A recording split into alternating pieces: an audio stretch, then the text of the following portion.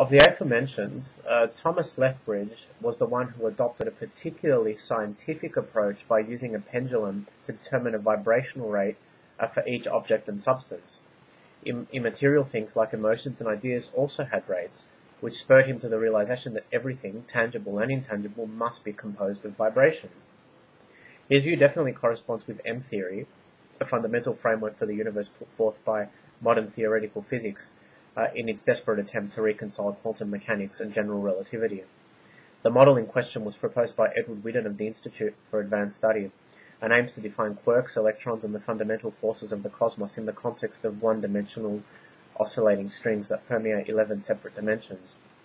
According to Lethbridge, the dimension parallel to ours, the sublunary or timeless zone of the mystics, becomes accessible to all immediately after sleep and or just before awakening. Psychic interchange in this stage of sleep would provide a viable explanation for instances of déjà vu, spontaneous insights to problems one has been brewing on for a long time, or precognitive visions. Lethbridge's assertion seems to sit well with me, for the most part. Why, you ask? Well, roughly 10 years ago I experienced a bizarre and rather uncanny phenomenon.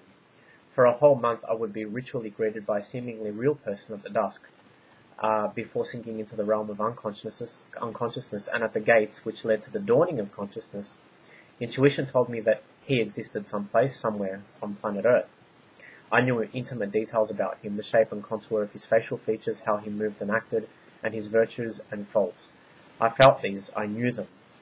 At first I thought he was merely some kind of archetypal projection of the psyche, an angelic guide, or a tribal brother-type entity brought forth from my personal unconscious to guide me through what was then a very testing time in my life.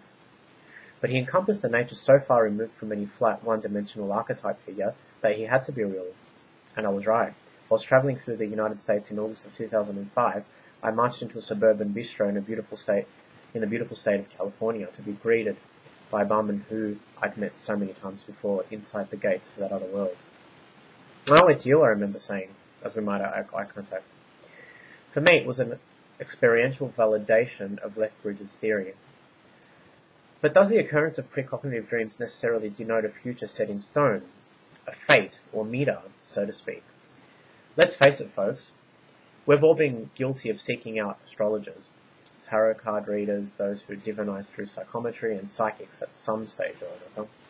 There's a definite romance to fatalistic warnings, to premonitions, and insurmountable, bitter-tasting fates that map out our paths. But if we're all controlled, like pawns on the checkerboard, by a higher power, which has already transcribed everything with a black feather quill and a little black book, then we can just purge ourselves of any self-blame and self-persecution when we are struck by a train of bad luck, self-inflicted or otherwise.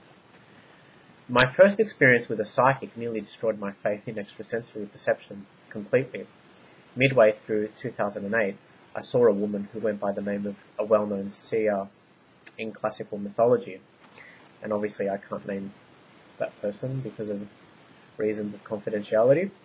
Sadly, she lacked all of her namesake's talents. She kept alluding to my dead grandmother, who was present in the room. But, of course, as far as I know, both my grandmothers are still well and truly alive and kicking.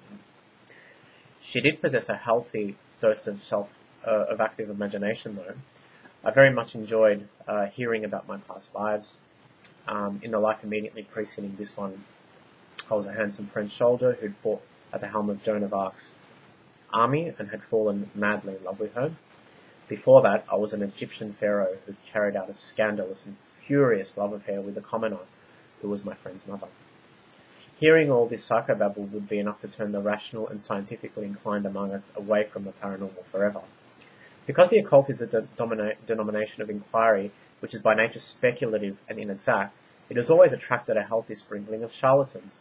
Operative alchemy, astrology, and magic have been the worst afflicted over the centuries, seeing that the short-sighted and less than honourable among us who seek a shortcut to fame and fortune will naturally be drawn to the overnight quick fix that miracle-working and gold-making make possible. Despite these shortcomings, my belief in the occult has always stood firm. Against the drafts, my belief in human virtue, on the other hand, has been habitually tested. In any case, exactly a year later I met a modern-day Pythia of Apollo. Unlike her ancient equivalent, this woman wasn't theatrical at all.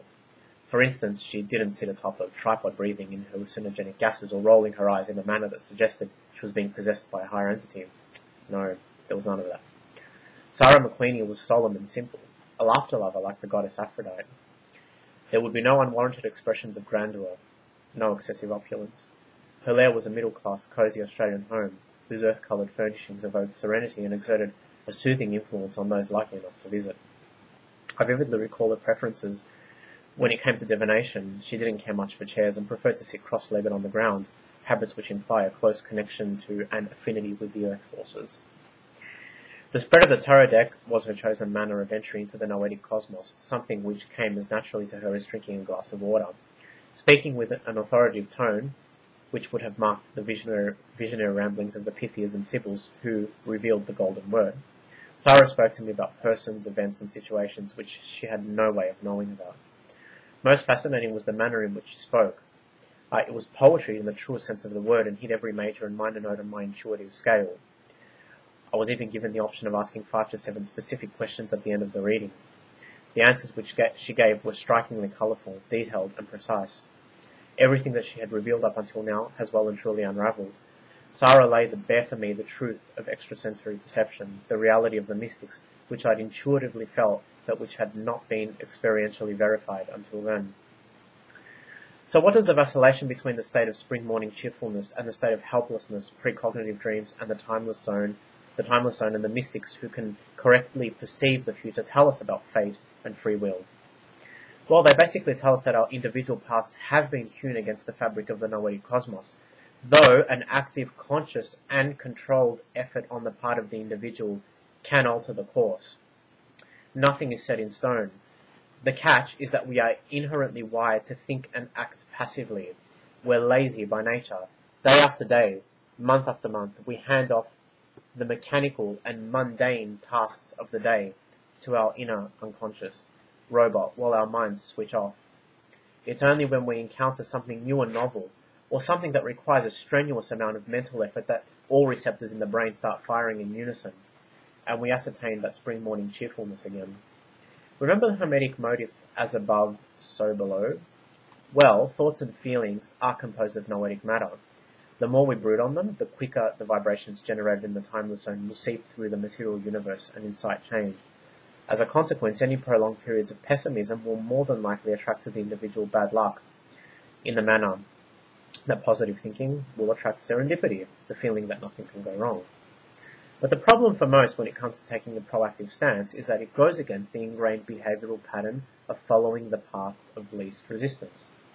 And thus the endeavour might resemble the futile plight of Sisyphus, who kept pushing a boulder uphill only to watch it roll back down time and time and time again.